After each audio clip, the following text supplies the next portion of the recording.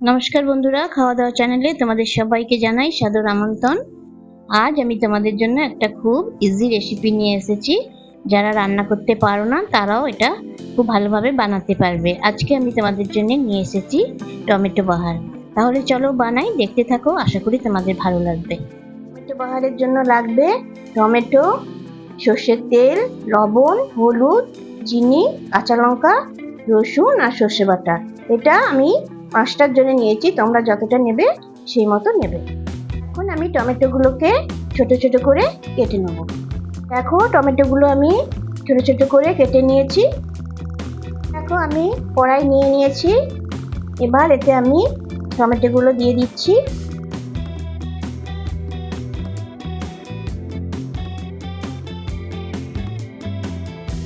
স্বাদ অনুযায়ী লবণ দিয়ে দিচ্ছি।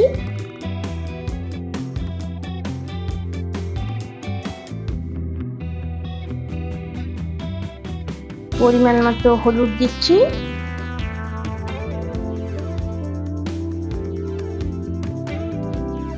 সর্ষের তেলটা দিয়ে দিচ্ছি। রসুনগুলো দিয়ে দিলাম। কাঁচা লঙ্কা দিয়ে দিচ্ছি।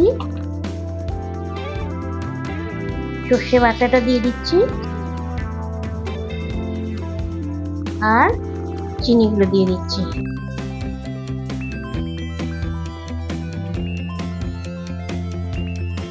এবার এটা আমি একটু মাখিয়ে নেব।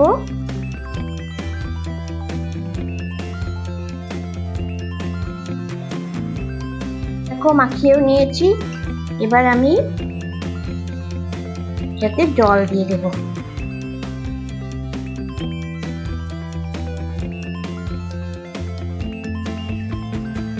ব্যাস, এইবার ঢাকা দিয়ে দিচ্ছি। তোমাদেরকে পরে দেখাচ্ছি।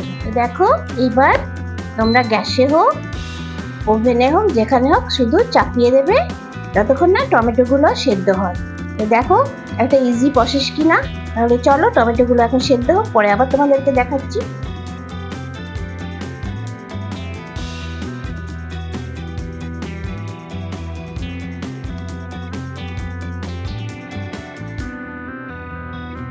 দেখো এটা হয়ে গেছে, টমেটোগুলো সেদ্ধ হয়ে গেছে।